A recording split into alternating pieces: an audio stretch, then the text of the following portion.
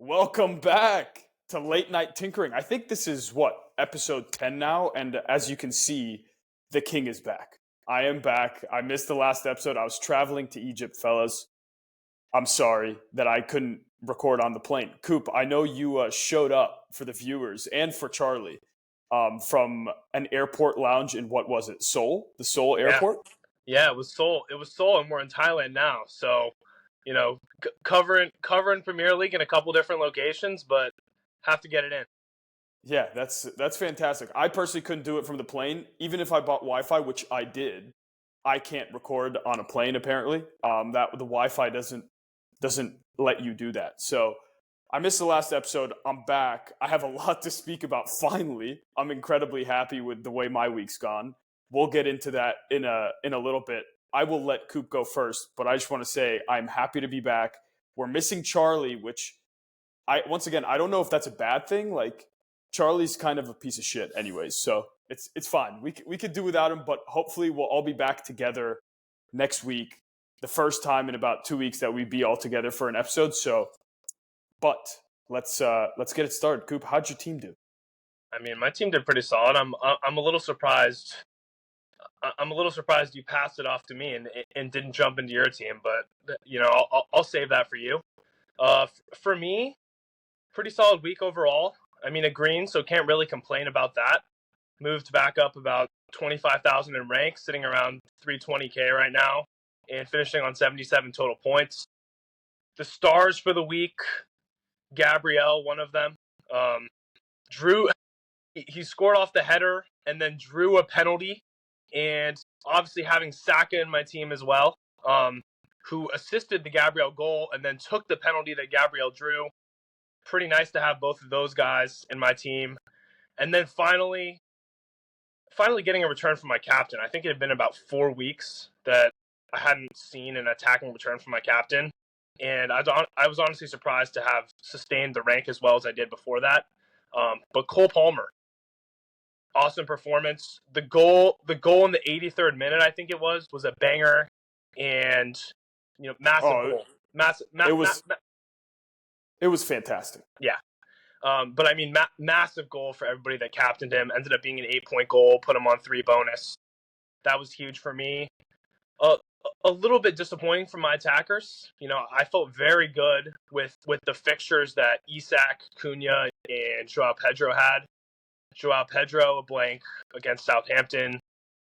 Cunha, nothing from him as well. And then Isak went off injured about 21 minutes into that game, which is pretty unfortunate. And, we've mentioned before around this time of year with the games coming quickly that injuries are going to happen. And, it's not necessarily the worst thing given that Isak is going to be missing a fixture with Liverpool, but it's still frustrating having a guy who's 8.5 mil and not getting it done. I will say, I think I've talked to you guys a little bit about this, but, there's been a ghost popping up in my sleep, and he just keeps whispering, Mo Salah, Mo Salah. And this guy just, he won't leave me alone. Every week since I've sold this guy, he's returned. And this is the first week since I essentially brought in Palmer for him that Palmer has outscored him. But Salah still put up 26 himself for the people that captained him. And I don't know if you saw, Salah was the most captained this week out of all managers in the game. So felt great going into that Liverpool game. Obviously happy to see my team get a result. But and I talked about this on the last episode, it's just crazy how many goals this guy's involved in. He has 18 goal involvements across the match weeks up until this point. And there's almost no goal in the team that he's not involved in. But can't complain. He'll probably slow down at some point. But yeah, let's hear how your week went. Well, William, it was fantastic. I mean, look, I wasn't on the episode last time, so I couldn't talk about my tinkering, but what I ended up doing was bringing in Saka for a hit. So I took out Holland, downgraded him to Joao Pedro, and I took out Smith Rowe, and I brought in Bukayo Saka. And about 30 minutes before the deadline, I changed my captain from Palmer to Saka. And not that it ended up making too big of a deal, right? Because Palmer did end up getting 14 Saka got 18. But as Still a the better captain, move. that's an 8-point Yes. difference, right? I hit the triple-digit mark in a single game week, which is always lovely. Obviously, -4 for the hit, so I actually got 96. But on my screen, it says 100. Okay, Centurion in game week 13. Everything just kind of went well for me. I mean, I had double Nottingham Forest defense, Sells and Aina. They kept a clean sheet. And I think Sells got a bonus point too, or maybe Aina got a bonus point. One of them did. Yeah. Yeah. Gabriel with the goal and the assist. I mean, it doesn't get better than that from your defense. Obviously, Saliba just with the 1-pointer because Arsenal didn't keep the clean sheet, but who cares, right? And then I just had Brennan Johnson score, and I'm pretty sure get 3 bonus. Palmer, goal and assist, 3 bonus. Saka, my captain, 1 goal, 3 assists, 3 bonus. So it couldn't have gone better. My forward line all just blanked. I think it's João Pedro, Isak, and actually, my forward line did not Don't all forget blank. about him. Yeah. Mr. Strand Larson, the best Norwegian striker in the Prem right now. How could I possibly forget about him? Great work, great week for me overall. Climbed up the ranks quite a bit. At one point before the Liverpool City game, before Mr. Mo, my countryman, by the way, I am in Egypt. This is a background in Egypt. So maybe that ghost is from somewhere around here. You know what I'm saying? Before Mo Salah destroyed me and a bunch of other people, and you as well, I guess. Yeah. I was up to 1.6 million from 4 million. So I was having a huge week. That eventually went down to 2.6 million because of his goal and assist and 3 bonus. That pen was a 16-point pen for Salah captainers because it got him to 3 bonuses. He was on 0 bonus before that.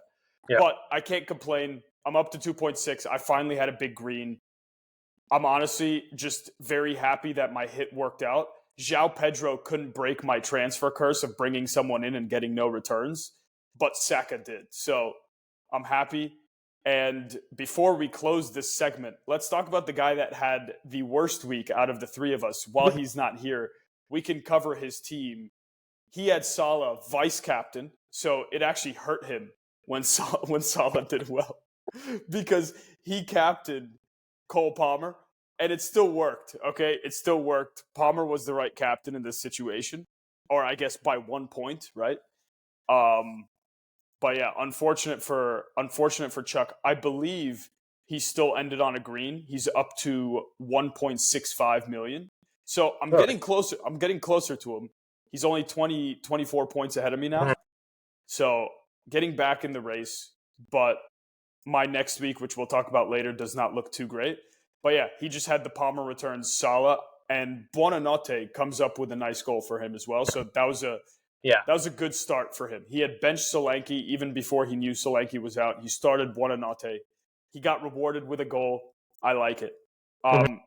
So it seems like all of us green this week, yeah? Yeah, we did. I mean, is it the first time in a long time? It's been a while. It's been a while since all of us have green. Probably in large part due to you, but it's been a while for sure. It's funny because Charlie and I, one of the topics we talked about when I was in the Seoul airport was, tripling up potentially on Arsenal assets, and he mentions that was one of the things he was just, he kind of just had to hope and pray for the best. And of course, it was an emphatic result for Arsenal. 5 goals in the first half. I mean, that was incredible. Yeah, crazy game. Yeah, that was an insane game. But moving on to a different game, Newcastle versus who was it, Coupe? Remind me. Newcastle. It was Newcastle versus Crystal Palace at Selhurst Park, and our man, Mr. Isak, went down 21 minutes in. Now, that hasn't worked out for us, both of us who transferred in Isak, not this past week, but for the week before. Mm-hmm. And it hasn't worked out for a lot of people because a lot of people brought up Isak into their teams because of the good fixture run that he was about to have. What's gone wrong? Like, it just hasn't quite worked out. What do you think you do with Isak now that he's hurt? It doesn't seem like it's so serious, but do you take him out? Do you hold? Like, what are your thoughts on this whole situation? Definitely. Yeah, it's been super frustrating as an Isak owner. I think so. He's gotten injured twice this year now. I think I've had him in my team at both of those times that he got injured and then went on to miss time. And as someone who doesn't have Salah in my team and doesn't have Holland in my team, there's a little bit of budget to go around. And so I've really been trying to figure out with that budget who is going to kind of emerge as, another forward that is decently high in price and can provide solid value. And I was hoping that would be Isak, and it really hasn't been so far. Granted, I haven't really missed out on Watkins. Watkins hasn't really been getting it done either. Maybe we'll touch on Solanke as well. Solanke's a little bit lower in price, but he as well hasn't really been contributing as much as well.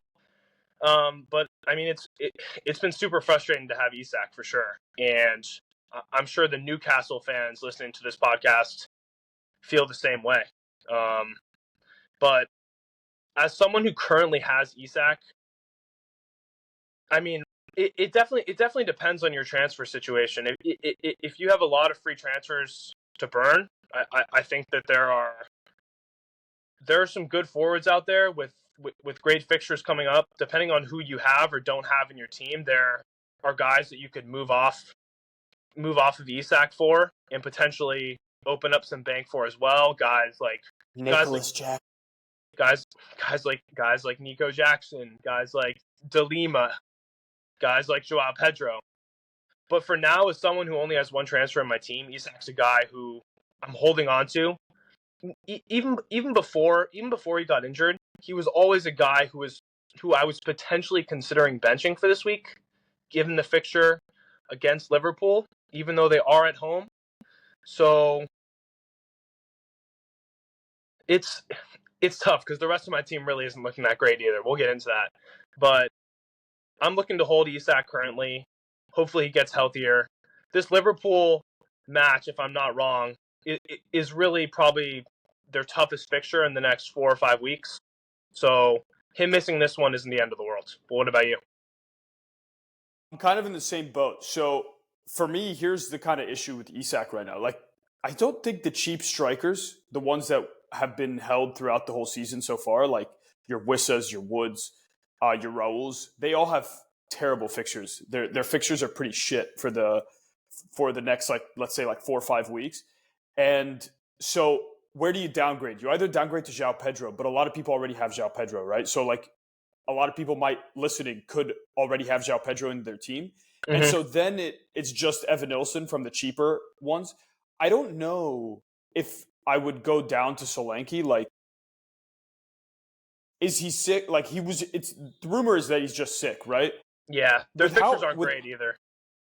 Exactly, their fixtures aren't fantastic. And if Isak, apparently it was a contact injury, not a contactless injury, which maybe it's not a muscle problem either. It was like a hip thing. Like, yeah, if he's back after the Liverpool game, then he actually has some pretty decent fixtures in the near future. So for me, holding isn't a bad option as well. What I have thought about is Isak up to Ollie Watkins, and it's only half a mil. Mm-hmm. And if I were to do it, I would probably do it as a short-term punt, just because even though Ollie Watkins is a fine long-term hold, Villa do have decent fixtures long-term up until like around 28. They only have a couple bad fixtures. I know Ollie's been out of form, and so has Villa. They haven't gotten a win in like 5 or 6 in the Prem at this point, I think. They're struggling badly. They're struggling, but they have good fixtures. Ollie's underlying numbers actually haven't been all that bad. He had that chance in this last game where he probably should have squared it to Rodgers, but he didn't, and the keeper saved it. But that's something I've considered, just because he would be kind of a little bit of a differential, not a huge differential, but a little bit of a differential. Mm-hmm. And if you have the transfers, if you're sitting on 3 or 4, I would consider a 2-3 week punt on Watkins if you're sitting on Isak right now, for Watkins' really good fixtures, which I think his next 2 or 3, he's got Leicester. Let me just give it a quick check, but I'm pretty sure it's Leicester and like Everton, maybe. It is Brentford and Southampton, sorry. And they're both at home.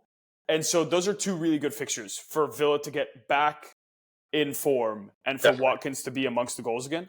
So it's something I'm considering. Obviously, I think the really easy one, if you don't have Nicholas Jackson, you just go Isak to Nicholas Jackson, right? You're saving $500,000.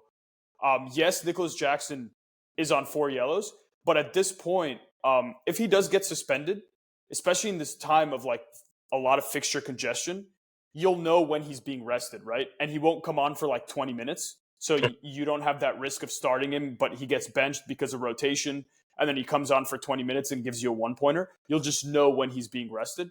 And so it's really not as bad as people may seem, and he's in great form, right? He has 12 returns in 13 games.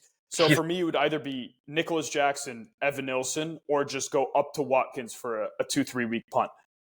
For me, I might just hold because I don't really have the transfers to kind of do the 2-3 week punt that I want to do. And Isak has good enough fixtures where I think I can just hold. I might even start him against Liverpool if Eddie Howe comes out tomorrow in the conferences and says, hey, he's probably going to play. So I like him. I think you can hold. It's definitely a sticky situation, but it's not super urgent or anything like that. Mm-hmm. Yeah, it's a sticky situation for sure. But I'm honestly in the same boat as you. If Howe comes out and says, I mean, he did say that Isak was likely to miss the Liverpool fixture after the game, but if he comes out and there's some new update, then I'll probably stick Isak in my lineup if he doesn't start. If he doesn't play, then hopefully I get someone else coming in off my bench. But yeah, Exactly. I mean it's interesting you bring up Watkins. I mean, it honestly sounds enticing, even with my one transfer, to make that move now. But Villa have really been one of those teams that I think they weren't used to playing as much European football in past years, and they finally qualified for the Champions League, and they're playing midweek football all the time, and it just seems like they're kind of struggling with their form and playing all those games. And as we know, they're not playing Champions League football anymore, but they're going to be playing more Premier League football. And are they going to get their feet under them? I mean, I would like to think so. I think they're sitting at a point in the table, at a place in the table that I think they'll finish higher than by the end of the year. But it certainly can't be easy for the players at this time. Yeah, their squad is good but thin. But I still think they're better than what they've been doing the last few weeks, and I think there will be an uptick in form with the uptick in fixtures. Like those games that they played Chelsea away, they played Liverpool away, they played Tottenham away. That's their last 3 losses, and they have their sandwich between draws with Bournemouth and Crystal Palace, both at home.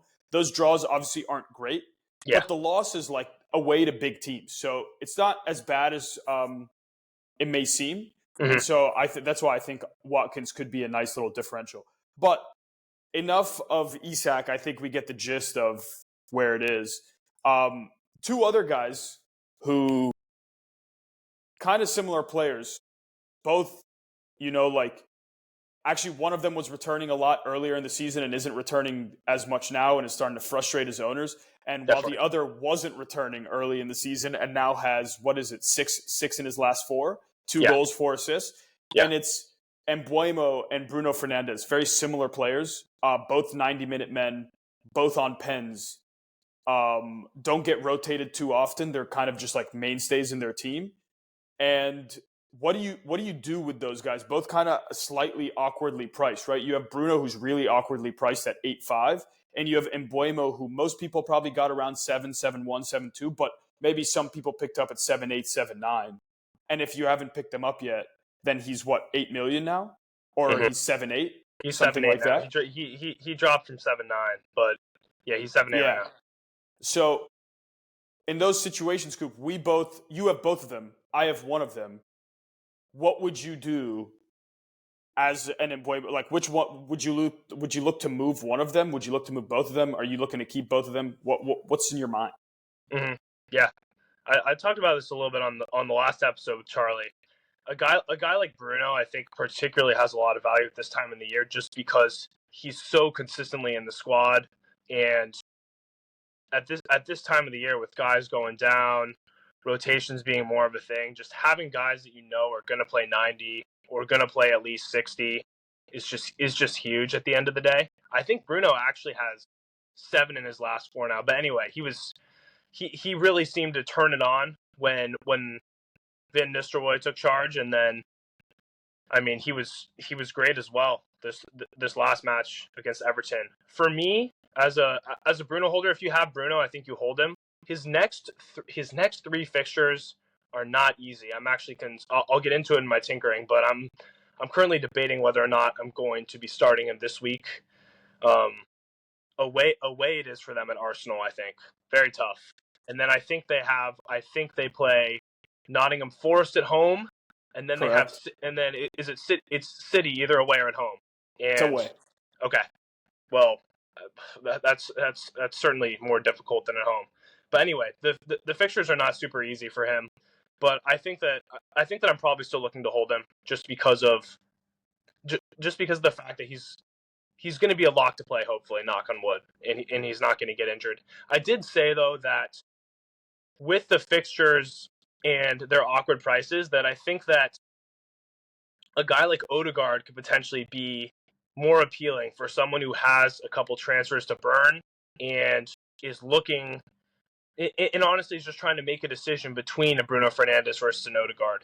I mean, of course, Odegaard missed a lot of time this year due to injury, but we know he's back. Arsenal looked like a completely different team with him. He's at the center of a lot of what they do. I don't think he had an assist last week. He had his first Premier League goal with that penalty of the campaign, but I think Odegaard's a great option. And honestly, if you don't have either of them in your team, I would probably recommend bringing in Odegaard over Fernandes Or at on this time. Bueno? No, over Fernandes. Okay. Sorry. I thought you meant bringing Odegaard over both of Fernandez and Mbuemo. Okay, keep going. I'd probably getting into Mbeumo, I'd probably say the same thing. And Mbeumo's difficult because, as you mentioned, he was one of the stars early in the season, and I think he has one attacking return in the last four now, and he just doesn't seem to be quite as involved in the offense. I mean, I couldn't watch the game because of the time zone here, but I checked the XGI. I think he had like 0.08 XGI. Wasn't able to watch the highlights either, but he didn't take a shot. Jeez, that's tough. His XG was 0, and his expected assist was 0.08 for a total of 0.08 XGI. Yeah, that's brutal. And Brentford scored 4. I know. And you know what? I've said that before about Mbeumo. It's like that team has the ability to explode, but for some reason it seems like it could be anyone in there on any given day. Like it's like for some reason this weekend it's Shade. Shade hasn't done a thing all year, and then he suddenly pops up and has a hat trick. So,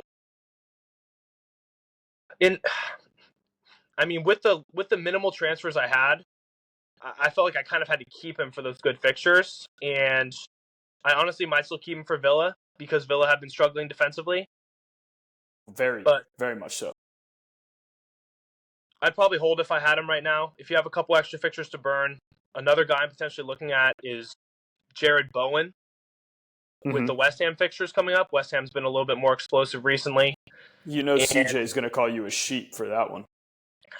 I know he is, but the thing about Bowen, he's a fine option for me. But I think he only has one double-digit haul this year. He hasn't really ever exploded. Granted, West Ham have been awful, but I'm not sure about that one either. But what are your thoughts? First of all, I just want to say, you know how CJ is. He thinks that if he makes a transfer first and someone else does it later, we're just copying him. What's funny is he follows every FPL Twitter account and probably gets his info from there. So we know he has zero original ideas. Yeah, so he thinks he's like the first person to think of bringing someone in. He's like the first person to make the Lewis Hall transfer because he did it early in that little international break period when Lewis Hall was just the talk of like a million people did it in the end. But that was me too. yeah. With regards to Mbuemo and Bruno, I think, like you said, this is a really like a time where there's a lot of rotation, a lot of injuries happen. They're two guys. Actually, Mbuemo does have a little bit of an injury record, but specifically Bruno doesn't get injured, doesn't really get rotated. And so that's really important during this December fixture swing. So I would hold them on, like, I don't think it's as bad as people think that it is. Like, Arsenal away is a terrible fixture for Bruno, and you Yeah. could bench him for that one. And I'm pretty sure Rodgers, like, let's say you have Rodgers on your bench as your fifth midfielder. Rodgers has Brentford at home. Like, that's a great game. You can absolutely just play Rodgers over Mhm. Fernandez. City away is not as bad. Like, this isn't the worst time to play City. For sure. You know, they're shipping a lot of goals. Like, obviously, it's not great, but this isn't the worst time to play City. And Nottingham Forest at home, yes, Nottingham Forest is good, but once again, like, as a Man United fan, especially from a non-FPL perspective, I'm not so scared of Nottingham Forest at home. I think Man United should win that game, and I Yeah. think Man United should score some goals, right? So I don't think it's terrible to hold Bruno throughout. What I will say is, if it would be to get one of the three premium midfielders, which to me are Salah, Palmer, and Saka. So if one of those three is not in your team, and you would be down, upgrading Bruno or Mbuemo to one of those three, I think it's worth it. Mhm. Other than that, as of right now, I don't really see too many reasons to get rid of them. And because I just don't think the fixtures are as bad as people think. Mhm. And like during this period, just 90-minute men on penalties, just that's great value for me. So I would hold unless you're moving to one of those big three. I certainly though would not buy. So if you don't have them, Mhm. like me, I don't have Bruno Fernandes. I'm not looking to go get Bruno Fernandes. No, not right now. Exactly, and if I didn't have Mbuemo, I wouldn't be looking to go get Mbuemo either because his fixture's also not fantastic. So that's kind of where I feel like we kind of have the same ideas with regards to those two. Definitely. And that's just, I feel like there's not much else to say with regards to that. Just no reason to over panic and make a move. If you have just like one free transfer, there's no reason, in my opinion, to go like Bruno to Bowen. I just don't think it's worth it, especially now where transfers become fairly important. So Yeah.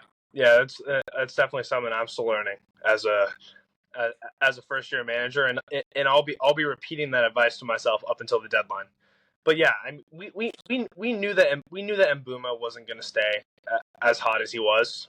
We knew that there was going to come a time where, even with potentially some better fixtures, that he wasn't going to return. The fact that I got him so cheap, he's honestly a guy who, unless his price drops significantly, he very well may be in my team for the rest of the year. That he will turn around and start putting together some double digit hauls again. I'm pretty confident about that. So yeah, I think we're on the same page with this one. Sweet, sweet. Here's something I actually also wanted to get into. A team as a whole, I think they've slowed down a little bit um, from where they were a few weeks ago. They have 2 losses in their last 3 games. Obviously, they got a win this week and a big clean sheet for me. But their fixtures moving forward: Man City away, United away, Villa at home, Brentford away, Spurs at home. Those are 5 fixtures that are fairly tough, and it's Nottingham Forest. Now, Yeah, obviously, for Forest, you have mainly Chris Wood on offense, and you have Aina and probably Matt Sells on defense that are the main options. yeah. What do you do with them? Neither of us own Wood, right? You don't own Wood, Unfortunately, no. but I think I own Aina. You don't own Aina. I own Sells as well. So I'm pretty heavy on Nottingham Forest defense. I think actually, and I'll go first here just because I have more of the Yeah, assets. I wouldn't get rid of Sells just because I don't think it's worth it to make a goalkeeper transfer. yeah. Unless you're sitting on 5 transfers, I don't ever see a reason to make a goalkeeper transfer. There's just not enough value in upgrading or downgrading your keeper, whatever. If you want to do it where you need $500,000 to make another move and you have 2 transfers and going, let's say like Sells to Fabianski, and so then you could go someone up to someone else that you really want, like, I don't know, Isak to Watkins, whatever. Sure, you could kind of make the statement, but in general, I would just stay away from downgrading or upgrading Sells. It's just not worth it. Aina, on the other hand, is someone I think is worth moving. He's gone up 0.4 million in price from his starting price. So whoever got him at 4.5 will be selling him for 4.7. That's a good 0.2 in the bank right there. And then the next 5, they're just terrible. Villa away, United away, City away, United away, Villa at home, Brentford away, Spurs at home. I see maximum 1 clean sheet. Truly. So I think you could get away with moving Aina, and there are some good options. Like Chelsea have great fixtures. An option that I'm looking at is Aina down to Colwill. That's one option. And then another option is if you do have money in the bank. I have 5.6 million in the bank, by the way. Yeah, but not everybody will have that. I have a bunch too right now, like 5 mil as well. Yeah, so if you have money in the bank, you could then go Aina to Trent. Maybe not this week, maybe next week. Though if Newcastle don't have Isak, that could be pretty good for Liverpool's defense. So that is also something I'm considering. But yeah, it's definitely not crazy to move away from Nottingham Forest defense right now. What do you think on Wood, though? Yeah, it's with Wood. He's been so good this year. I think that up until a certain point, he was just going off, and then he cooled down for a few weeks. I think I brought up on one of the podcasts just how if you had transfers to burn and wanted to bring in Wood for that Ipswich Town fixture before selling him again, that it was potentially worth it if you had those to burn. And Wood did return. He had the only goal in the game, which was a pen, finished on 3 bonus.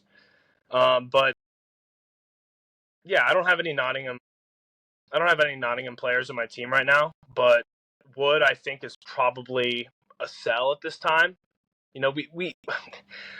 We have kind of brought up in this discussion that there hasn't been a lot of consistency with a lot of the higher priced forwards, and I don't know.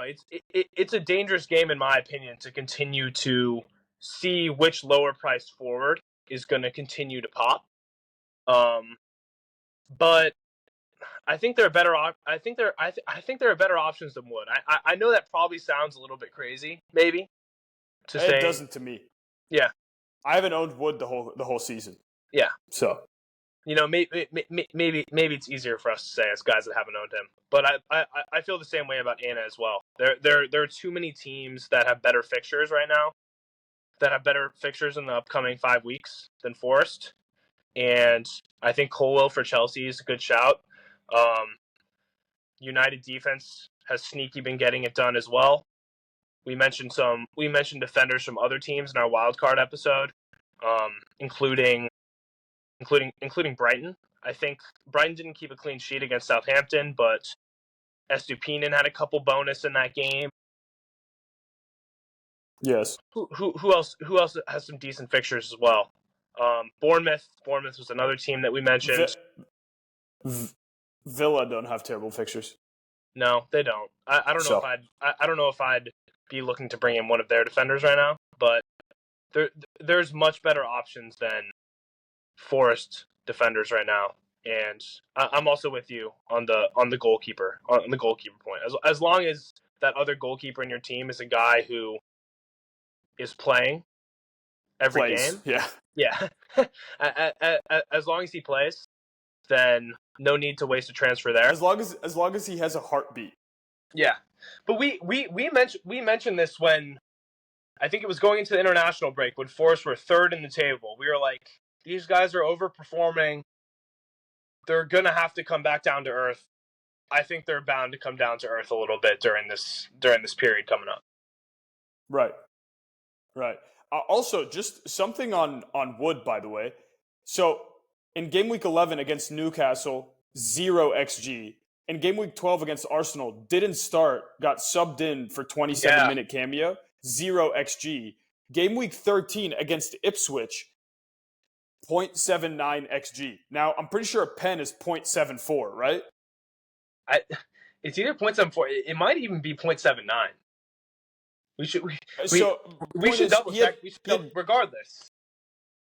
Regardless, very little XG again outside of the penalty. Now, obviously, penalties are part of the game, but you can't just bank on penalties. Penalties are like a nice addition to a player. And yes, it is nice that Chris Wood gets penalties, but the production has definitely dipped. And it's, in my opinion, maybe it won't be so low. It's just not going to be like this because he is a good striker and they do create good chances for him. But do not expect that run of form again where he went goal, 2 goals, goal, and got 5 and 4. Like that was probably a little bit above him and Nottingham Forest level. So it's starting to equalize a little bit. I wouldn't go out and get him. If you had him, I wouldn't say you necessarily have to sell him, but if you have the capabilities of doing so, especially if you have money in the bank to go up from him, I would consider it. If you could downgrade him to someone like Evan Nilsson, save some money and upgrade someone else, I would also consider it. Yeah, I think there are other guys as well that you could be downgraded to. JP. Oh yeah, and of course. I'm just assuming everyone has João Pedro at this point. He's not that crazy owned. I mean, he's. I know. But I'm saying everyone that's good, everyone that's paying attention, not good. Good is the wrong word. Everyone that's like active and actually playing FPL. Seriously, I think a lot of them will have João Pedro at this point. That's fair. Anyways, last thing, I just want to be really brief with this because obviously there's not too much to say on it, but I do think it's very interesting. Erling Haaland obviously continues his another blank. He now is, where's he at in terms of the standings? He has 86 points. There are 1, 2, 3 players with more points than him, and Mbeumo's not that far behind. Mbeumo's only 5 points behind Haaland. Wow. He has only 2 returns since game week 5. He has 2 goals since game week 5. So that's 1, 2, 3, 4, 5, 6, 7, 2 goals in his last 8. But the fixtures get better, and he's definitely going to be a bit of a differential now. At least for those, like you said, the active managers. It still says he's owned by 49% of teams. I would say a majority of that 49 is closer to my rank than it is to the top 100K. So, Erling Haaland, if you had him, do you keep him? Do you still consider selling him? We know Charlie has him. We know he's going to keep him. He wants to double down because of the differential situation. And there are some fixtures where you can captain him. Like, you can captain him Nottingham Forest at home next week, though I think Palmer is probably slightly better because of Southampton away. But then you have Everton at home, you have Leicester away. You have some weeks in the next few weeks where Haaland could be a captain, and you know he's going to start producing. So, would you go and get him, Coupe? Would you potentially change up the structure of your team instead of having Salah? Probably would have to be Salah that goes to pick up Erling Haaland and hope that the variance that happened 8 weeks ago with Salah and Haaland now reverses and Haaland pops and Salah starts to cool down? I don't have Salah. Yeah, you don't have Salah. It's something that I've considered, especially because I pretty much sold him at the perfect time. I sold him at the perfect time, game week 5, and I mean it worked out great for me. And at this point, his price has come crashing down as well with his results to the point where I'm not really losing any value in repurchasing him. But of course, with a guy who's still at 15 mil, I don't know if he's at 15.1, whatever, 15 mil, it's gonna take a couple transfers in order to get that guy back into your team. I've considered it, but it's a little bit difficult given that the most expensive guys in my team right now are Palmer and Saka, and those are guys I'm definitely keeping for the next couple weeks. If you have Salah, maybe you consider it, but I mean it's just a crazy suggestion to make given what Salah is doing. But we all know that we all know that Haaland is going to be back at some point. I keep saying, "Oh, City can't lose again." They're they're going to come back. Every week I've said that. It's another loss. It's another historically bad continuation of the run for Pep Guardiola. But things are going to get better for them, and Haaland is going to be involved in the goals. And so if you have Haaland, you definitely keep him. I will say though, getting into keeping Holland, it's difficult because yes, there are some weeks where you could consider captaining him, but are there a lot of weeks where he's going to be a better option than Palmer or Salah or Saka for people that have him in those teams? And is he a guy that you want to have in your team if you're not captaining him? I think that returning to that debate is important when you're considering having him in your team, even though the percent of owners has dramatically decreased. So I don't know. If you have him right now, I think you hold on to him just because of how much the percent ownership has dipped, and the fact that there are going to be better days for him in the future. And if you have the transfers to buy him, maybe you haven't used your wild card yet. Maybe you see what you can cook up in bringing him back into your team. But if you still have him around, I definitely would not sell him at this point. Granted, you selling him happened to work out quite nicely for you. So basically all of us. Well, Charlie hasn't sold him yet, but yeah, I would roughly say the same thing. I think you could just about hold him. I think you could also sell him even now, just because for me, selling Holland wasn't about form. Holland's going to get his form back, and he will be a captain that you can captain every week again for sure. It was more so just I didn't like the structure of everything else in my team. But for the sake of keeping this short, because I didn't want to go too far into it, because obviously, like we know, kind of he's not on a lot of people's teams right now. I would say though, differential Holland is pretty interesting. But moving on, tinkering Coupe. If we have the deadline, what are you doing next week? probably rolling. Unfortunately, I think I've come on. I think I've come on the podcast though the last 2 weeks and said I'm rolling and made a change. So hopefully I actually stick to my word.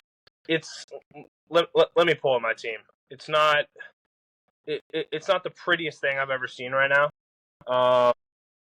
What are we looking at? I'm looking at a black screen now, Coop, because you're not Really? on the camera. I'm not going to edit this part out, by the way. Okay, let me come back. I'm gonna leave that in. Let me come back on screen and remember who's in my team. Well, it's an easy captaincy decision for me this week with Palmer. I think he has Southampton away. But in terms of the rest of my guys, it's currently I'm tempted to move Mbumo with the one transfer, maybe. But as we've kind of talked about, maybe he is a decent long-term hold, especially as people who bought into him when his price was low. But right now, I think what I'll probably do is I'll end up starting Cunha, Joao Pedro, Isak. If I hear good news from Howe, I'll probably bench Bruno. And even though Amorim's United looked very good against Everton, I don't think it was a result that should have been 4-0. And there's still going to be growing pains for that team.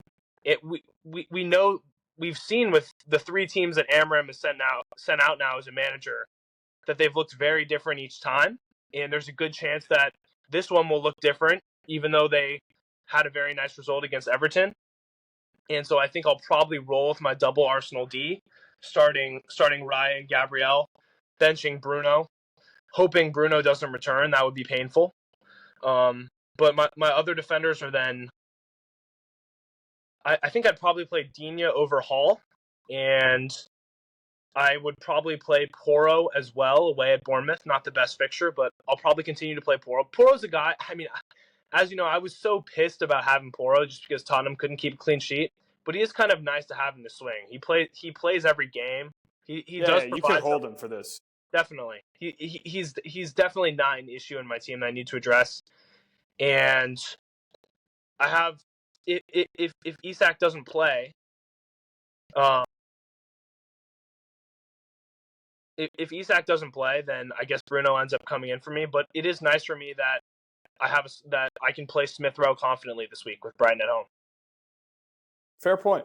Nice. Yeah. Coop, the tinkering segment is just transfers. You didn't have to go into your entire team. But, hey, we're happy that you did. You gave us a little bit of extra verbosity today. Well, with that one. well, well. I had to because there probably won't be any transfers. Yes, okay, that's fair. I mean, I'm kind of in a similar boat. If it's really bad with Isak, I might just use my transfer on Isak. I'd like to roll so I could bank up a transfer and have two. It's been a while since I felt like I've had two transfers. Yeah. And then, but I also could be moving Aina down to Colwill so I could go Embuemo to Mo. Thing is, right now, if I go Aina down to Colwill and Embuemo to Mo, I would have zero in the bank. So one price rise or price drop, and I'm priced out of that move. So I could either do it now for a hit, which I just don't think is worth it, to be honest with you, or I would have to make my transfer really early. So basically, the moment the deadline is done and passes tomorrow, I would make my transfer for Salah really early before Embuemo drops again, because he will. And Salah might rise again. Dude, he rose last night to 13.2. It's insane. He just Of keeps course. rising. Yeah. It's God. I So, think I sold him at 12.5 too. so basically, it's honestly, it's a pretty quiet week for me as well. Like, probably going to end up just doing a very boring transfer of Aina to Colwell. Okay. So Well, that's it for tinkering. We don't know Charlie's. He didn't tell us what his tinkering thoughts were, so we're not going to go into them. But he did tell us our differential of the week, and we will let him go first. And Coupe, do you think his differential of the week is good? Now, obviously, I have to bring it up. Oh, there we go. I found it. I'm sorry, I forgot it for a second. He's going with Alex Iwobi. Mm-hmm. And who do Fulham play? Let's see. Fulham play Brighton. Brighton at home. I like it. Yeah. I like it. I don't think it's going to win. I don't think Iwobi's a goal magnet like that. But No. you won last week. I did. So you honestly probably should have gone first because you won last week. But fuck you. I won. I won because you won, because I had Strand Larson. Yeah. I don't know what the score is now. I can't remember, but I know you have 2 points. I only have one. I think it's 2 for me now, 2 for Charlie, 1 for you. Okay, so I'm last in that one as well. That's great. That's great. Okay, so Charlie's is Iwobi. What's yours, Coop? Can you tell me who Wolves play? I'm not trying to go Can black. I tell you who? Okay. I will. Wolves play Everton away. Oh shoot! All right, let me. Were you about to go Strand Larson again? I was thinking about going with Strand again. God, he's been good.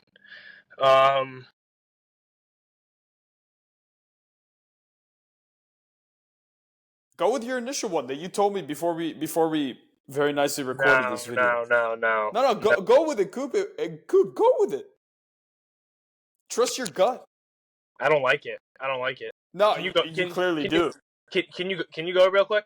I'm gonna go black, but No, don't go black, Coop. one second. Coop, we can't do this to the viewers. They want to see you, man. It's all right. They can go a couple seconds without me. Okay, I'm going with a guy that we've talked a lot about on this channel, and I have said his name so many times, his full name, in a weird voice, because apparently I kind of do weird things like that. But it is Francisco Evanilson de Lima Barbosa. The man, the myth, the legend himself. Our Twitter page banner. If you don't follow us, go follow us. I think it's at TinkerFC. Go do it.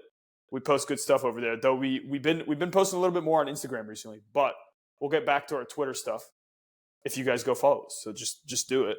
But yeah, it's Evan Nilsson for me. He's 2.4% owned. I don't know how. This guy's fucking money. So I got Evan Nilsson. Go Coop. Yeah, speaking of Evan Nielsen, did you see what he did in that game? I think he drew 2 penalties. Those were his 2 assists. 3. He got 3 assists. He drew the 3rd one too. Yes, he drew all of them. Dude, he's a and he didn't take any of them. How do you draw 3 penalties in one game and you don't get to take one? Like, dude, come on. Yeah, that's funny. Okay. Well, I'm glad I had a chance to look at the players. Feeling better about this one. Wait, I'm before going. you say it, I want to let the fans know he was going with Enzo Fernandez. I know Fernandez has returned in a few games in a row, but I would like to say that is a shit pick. that is awful. First of all, not guaranteed to start. I know he started No, the last two, but prior no, to that hadn't started in 4 in a row. Second of all, just not actually all that offensive. Yes, he has 3 returns. He has 4 returns in his last 3 games, but I know. 0 prior to that. 0. 0. A Well, little I bit don't of know. point chasing by William. Well, I don't know why you had to divulge that because I clearly changed my mind. But Okay, anyway, what is it? Go ahead. I'm going with a guy. I'm going with a guy from your boys' squad, United, and we've talked about how really the only guy you kind of want to own in that team right now is Fernandez.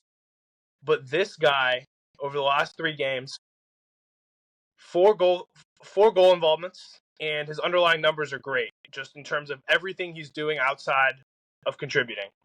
And that's Ahmad. He's 4.6% owned, and I just mentioned that Amram might come out with a brand new squad. Maybe he won't start, but He Ahmad, looked. yeah, exactly. He looks phenomenal. He also looked great in that game against Bodo Glimt. Of course, it's Bodo Glimt, not quite the same level of competition as the Premier League, but I think Ahmad starts, and I love the way he's looked with Amram.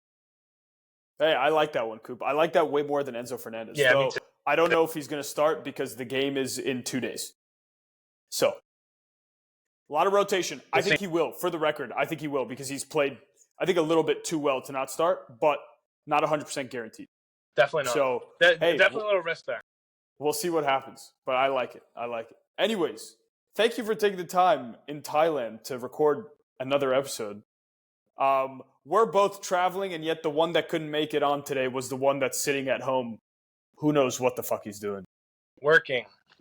Okay, buddy. We'll see. But hey, Coop, I appreciate it. And this was a great episode.